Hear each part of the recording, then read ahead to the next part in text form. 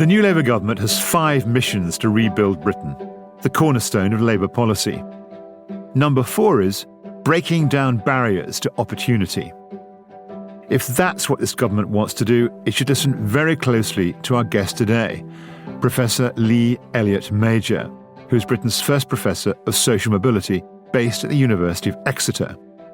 Social mobility is going backwards, he says, creating growing despondency among millions.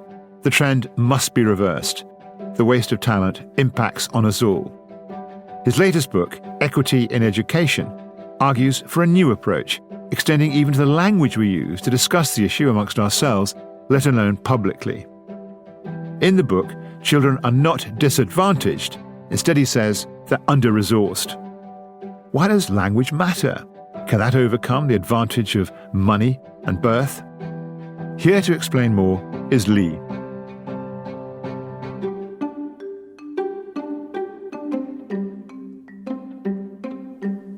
Welcome to the We Society. Give us a sense of the scale of the problem. I mean, quoting you, I say millions are going backwards. Is that right? So when we assess the trends in society, one of the most alarming patterns that I believe we're witnessing now is an era of what I call downward mobility. There's many ways you can measure social mobility, but one of the things that I like to look at is, are you, growing up now, worse or better off than your parents were? That's a monetary kind of yardstick, but you actually, it's occupational and cultural as well. So listen, I look at all the studies, so I'm unusual in that I will assess both the sociologists and the economists. They sometimes don't talk on these issues, right? But what is the overall evidence on these things? And what we find from the sociologists is, if you look at occupational class measures, is that there are more people now growing up that are worse off than their parents were when you measure them by their occupation, basically. So the figure is about 35% now are downwardly mobile, worse off. That's of the adult population? Of the adult population. This is the first time. So the adult working population is 30 million. We're talking about 10 million? Of that order, yes. I mean, these are obviously studies that look at representative samples of the population. The thing that's important about this for people to know is that in the post-war years, upward mobility in absolute terms was higher than downward mobility. So even though if you came from a background like mine, you might not get to the top of society, you were at least doing better than your parents on average, okay? So successive generations post-war were still doing slightly better, whether we measured by occupational class or income, whatever measure you choose to use. That flipped around 1980. So for those born 1980 onwards, we now see more people that are doing less well on various measures. And another thing people look at is chances of owning a house, for example. Yeah. That's also now going backwards. So while I think there has been progress in society in many ways, I don't think we can escape the fact that there are more people now who are struggling to lead decent lives. And that means being able to pay the rent, own a house, pay for food even. Now, to what extent, Lee, is that because there are very few organisations employing more than 10,000 people and very few that are growing rapidly? So in a way, I mean, are you describing an economic phenomena happening in our social lives, or are you talking about a social life that's independent of what's happening to the economy? It's about both, really. When with my great friend and colleague Steve Machin, we produced a book called Social Mobility and Its Enemies. We talk about social mobility being about both education and employment. And often, even if you try and equalise the playing field in education, there are things that happen beyond that. So, for example, someone with exactly the same degree, with the same grade from the university is less likely to progress in the workplace, earn as much, etc., etc. So if you're serious about social mobility, then you need to address both the inequities in the wider employment sphere as well as education. You need to do both. But there is this assumption among many politicians that the education system sorts it out, right? That the education system is somehow this great leveller that enables people to have equality of opportunity wherever you come from. I think that is putting too much pressure on an underfunded education system. I mean, in the book, there's a focus on kind of the language that lots of critique of the language we use. going upward, promotion, making the best of your life. Lots of ways of framing why you should do your exams in a way that actually kind of locks out kind of whole bunches of people. And then you've got how actually teachers give feedback to kids. What happens to families, kids from disadvantaged backgrounds who are hungry when they're in the classroom? I mean, there's multiple ways in which you are kind of critical. So part of this is informed by my personal experiences, Will, and I, was Daily Mailed. I always say this, right? So I got rang up by the Daily Mail. We're going to do a story on you. This was during the pandemic. It was about actually trying to give laptops to children at that time when many children were not coming into school. But I tell the story because it is important. That headline was "Bin Man turned professor." And it is true that I was a bin man. It was only for a summer. I was doing a PhD at the time. My mum got me the job. There's all sorts of caveats to that story. But the reason I share that is that I feel that I'm part of that's almost like first wave of social mobility, where some people like me were lucky enough to be supported by teachers who then went on to be the first in their family in higher education, that went to progress in a very academic system. But we shouldn't belittle the bin men, right? And I always say I was proud to be a bin man. And so my principle is that background shouldn't determine what you do, whatever it is. And we sometimes lose that, I think, in some of these discussions. We tend to just think of success being just the academic route. And when I go and visit schools, you'll see that they celebrate children like me that have taken those routes, but less so, I think, the children that go and do really good jobs in the local communities. So I suppose... It's very deep, this, isn't it? I mean, I remember kind of 25 years ago, David Miliband, when he was Secretary of State for Education, trying to kind of implement the Tomlinson reforms, kind of equalising, getting a parity of esteem between vocational and academic qualifications, and that all collapsed. And huge critique was going to sacrifice standards. And here we are. You're saying the same thing 25 years later. Absolutely. And I think if we... So my view now is that we have to challenge the system itself. Now, a lot of my work in that Equity in Education book, which again synthesizes research from many fields, is saying, let's look at the cultural norms of our classrooms and schools. I call it the sort of equity approach. What I mean by that is confronting some of the biases and barriers within our school system. And I think this is about class, by the way, and I know there's lots of debates about how we define class now. I think some of the things that prevent children getting on are cultural as well as material, okay?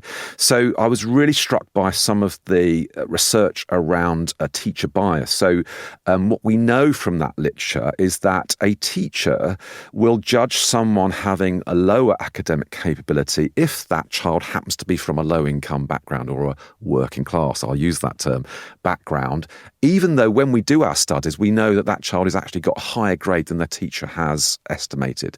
That's not because the teacher means to do that. It's just because we all have these unconscious biases where we conflate cultural aspects of people with their competency, right?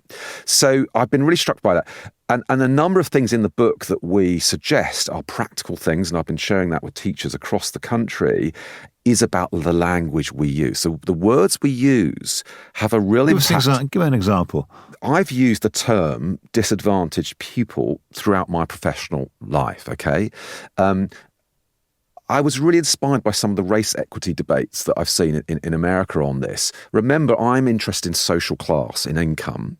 It intersects with other characteristics, but that is still one of the strongest determinants of our outcomes is our social class sort of background.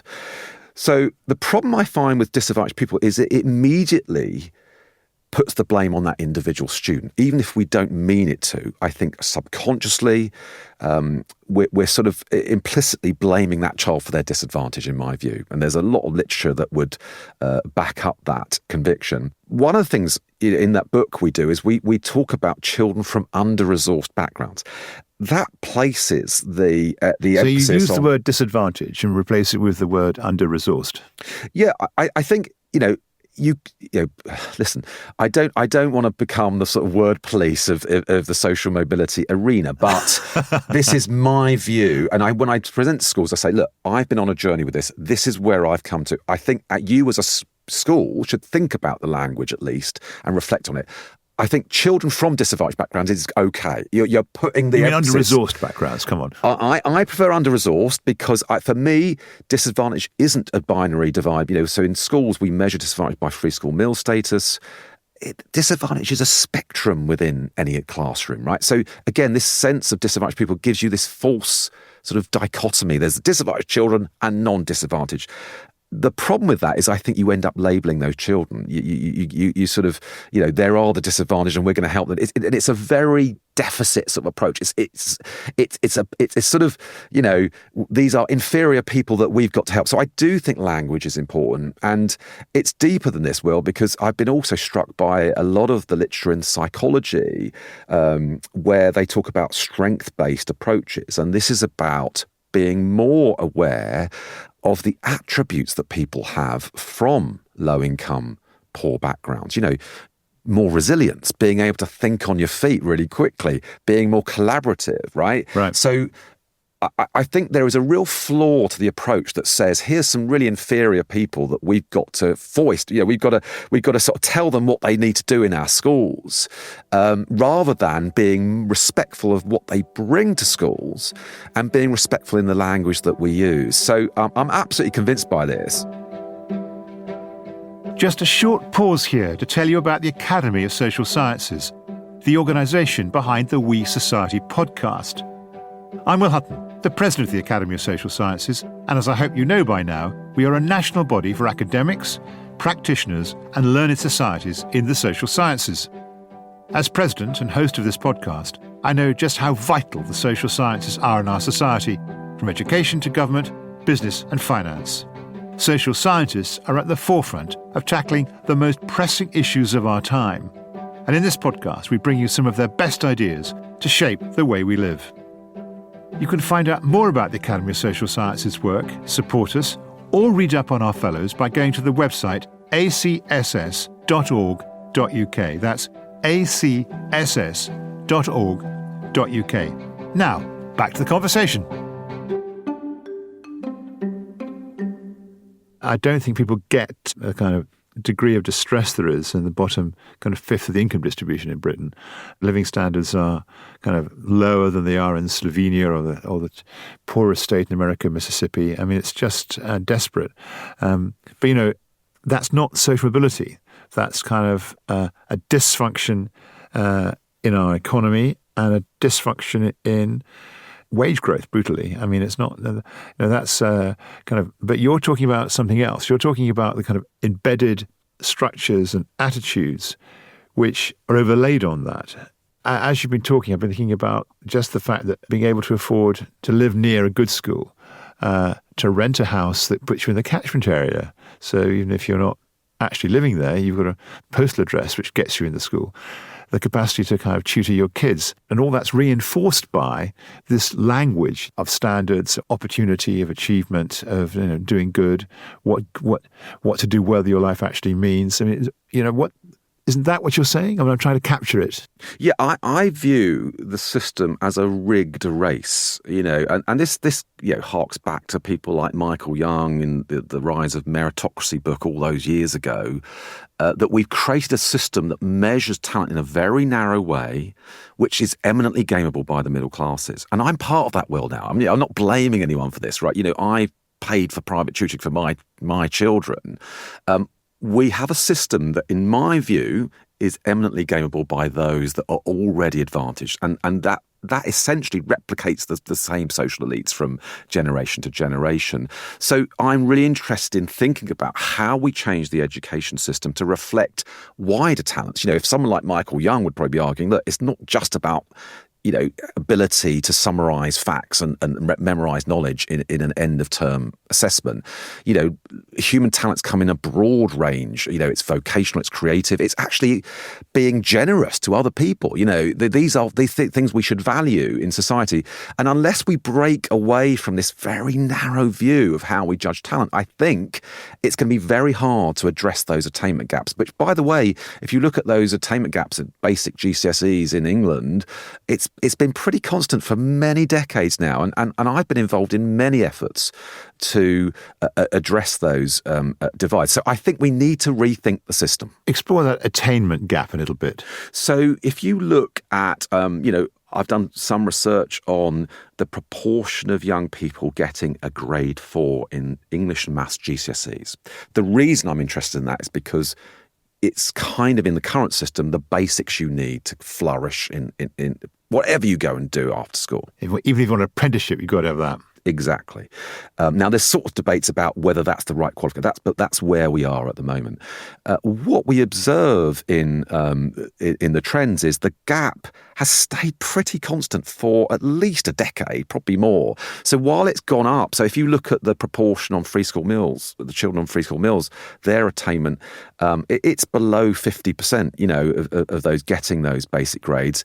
For those children not on free school meals, it's obviously at a higher level, 70, 80%, that sort of number. But that gap has stayed. So even if the numbers go up, they sort of go, it's like the constant gap, and part of that is driven by that middle class arms race that I was talking about earlier. The middle class family will do the best for their children, right? Now, that's absolutely right. But I think unless we change the system, we're always going to be caught in this trap of obsessing about attainment gaps. When we do our studies, the thing that has the starkest socioeconomic gradient is attainment gaps. If we look at other things, and one of the things I'd love to do is to measure children's capabilities among a number of dimensions. And I was talking about working with other people. I think there is some evidence that those from more working class backgrounds are just more attuned to having to be more collaborative. Giving back, being resilient under pressure, these sorts of things. So I'd love to do a study that investigated whether there is these socioeconomic gradients in these other attributes that are so important for life. We've almost created a system that self-perpetuates that attainment divide. Do other countries do it better? I mean, some of these things are, true of all countries. Class, differential resources, middle class kind of people in any European country are going to want to do the best for their kids, and so that all these effects will kind of surely be reproduced in other countries. Are we better, worse than them? And are there, as you look at the way other countries interface with this problem, are there things you observe that we could kind of reproduce in Britain? So, you have to also be really careful with country comparisons because they do have different cultural histories, and I do present in a range of countries. My fear, I have to tell you, is that the trends that we were talking about earlier of increasing downward mobility, you're starting to see that happen in other countries. So I talked about 35%, that figure for occupational class downward mobility. The Scandinavian countries are starting to find that they are following that trend. So it's not quite up to our levels yet, but there is increasing downward mobility in absolute terms in those other countries. There are other countries that are doing better. Most education systems that I think are doing well are starting to think about how you value other attributes. So there's many systems, the Netherlands, for example, that looks at children's well-being in schools. And I think that's something that we'll probably see in this country. But also, in other countries, there is a better, I think, a more holistic view of what talent is. Even some of the Asian countries now are moving away from that. Even an arch-capitalist country like Switzerland. I lived in Switzerland for a couple of years, going to supper with a bunch of upper middle-class Swiss. And none of them educated their children privately. And I questioned, and then a couple of the parents turned around and said, well, we can't educate, our kids privately. That's a sign that they're not up to the standards in the state system. You only take your kids out of the public system because they're weaker. And I was kind of, I found that kind of such a kind of an inversion of what I've been used to in Britain. But we're never going to get to that. The amount of resource that goes into our private schools, the quality of their playing fields, the amazing laboratories they have. I don't know where one goes with it. One of the things that people don't think about as much on the private state school debate, in my view, is that what private schools or by the way, the private school sector is a huge sector, so there's a lot of variation within that sector. Yes, of course. But the ones that do well, what they do is they focus on wider attributes, not just core attainment. So, of course, you get the core attainment, but they do lots of sport, lots of art, and ironically, for getting into, leading universities, often it's those extra soft skills. Some people, I don't like that term, but life skills. It's those. So everyone gets the A grades, right? Cambridge and Oxford, for example, they'll be bombarded with candidates that get ironically, it's those extra things: how you perform in an interview, how you articulate your arguments. I led an Oxford college for 9 years, and I was always very impressed by the kind of shrewdness of the fellows in the admissions process. I mean, they know damn well who's been kind of groomed and trained for the interview. And because they're going to have to teach and tutor these people personally, they have a huge investment in actually, have they got the range of things you need to have to survive in an Oxford and Cambridge environment, very high pressure, so they do observe, they do look for qualities like resilience. And they also know the stats, that actually, sadly, that often kind of particularly girls actually, from the better private schools, they hardly improve while they're at Oxford, whereas some of the state school kids really do improve. And so they know that. They're not completely blind to all the things you're talking about. When I hear you talk, I'm very sympathetic, but I'm thinking to myself, the structures that you confront, the attitudes you confront, the battleground is kind of littered with dead bodies and failure. So for example, it was R.H. Tawney, he wrote a book on equality, 100 years ago, complaining about the dominance of the privately educated, the civil service, the high ranks of finance and the business, and the stats 100 years later are almost exactly the same. Yeah. So you and R.H. Tawney, there'll be someone in 100 years' time quoting R.H. Tawney, Lee Elliot Major, and it'll just be the same. Yeah, so come on, yeah. There must be ways. You must have thought of ways that this can be solved. But what are your? Give us some solutions that are feasible. I think it's a good challenge. I'm a professor of practice, okay? So I'm very proud of that. And what does that mean? That means I do research, I synthesize research, but my focus is on how do I work with school leaders, with universities, with governments, actually. How do we change the world? So I'm measured on this, right? I think every professor should be, maybe everyone. We could have another debate about that. But so a lot of my work is working with school leaders. So we've got some practical things. We've got a thing called the equity scorecard, right? So the Ofsted inspection system is changing, right? They've got their own report scorecard. So this is just basically looking at schools in a much more detailed way rather than those single word judgments. We independently have produced what we call is the equity scorecard. That gives a very practical checklist for school leaders. Loads of schools are signing up to this, which is amazing. So that checks a school on everything from, are you taking your fair share of children from under-resourced backgrounds compared to your local community? Are you seeing progress for those children in a number of ways? Are you looking at the best bets from the evidence that we have produced? And it can be everything from how do you work with parents to get them back into the school to reflecting on classroom feedback, a number of things we do. So there's a practical scorecard. The other thing, I just want to add to this is we've got this amazing scheme which we've trialled at Exeter, and other universities are coming on board on this, where we get undergraduates to tutor local school pupils. And it has to be done with teachers, by the way, because, teaching is a profession, right? You can't just teach an undergraduate to be a teacher in 10 weeks, but in a very focused way. What we've done is with teachers developed a very small course for, it's about 5 sessions you do for these undergraduates, and then that teaches them how to do reading with, we're talking about 11, 12-year-olds in local schools.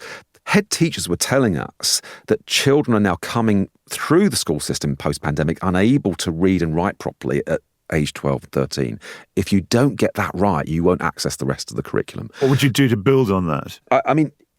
one thing I'd love to do, I do a lot of work with teachers. Teachers are at the heart of this, right? And I do lots of lectures. What I'd love to do is have an equity module. So everything I'm doing, I sort of name in relation to equity. And by the way, equity is different to equality. Equity is doing more for those children that are facing extra cultural and material barriers in life. A lot of studies suggest that actually we probably spend more time with those middle class children because you've got middle-class dads like me coming in and demanding attention, for when our children have got an issue or a problem.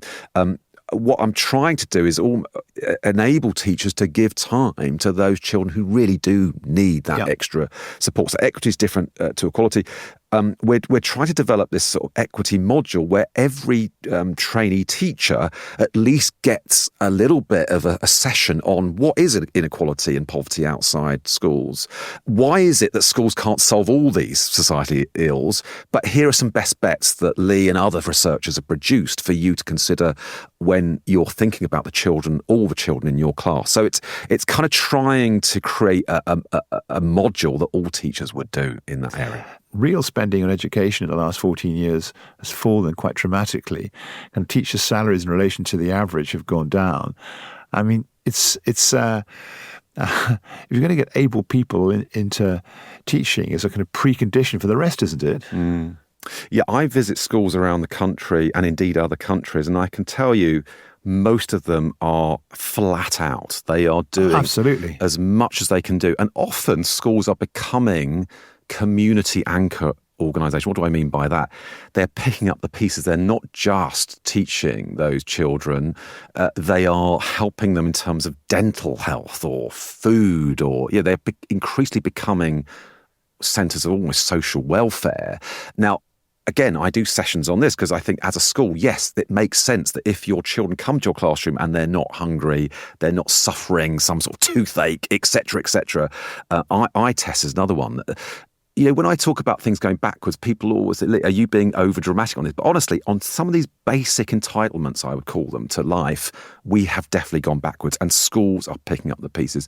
We don't pay them enough. We don't value them enough. We don't value nurses, social work.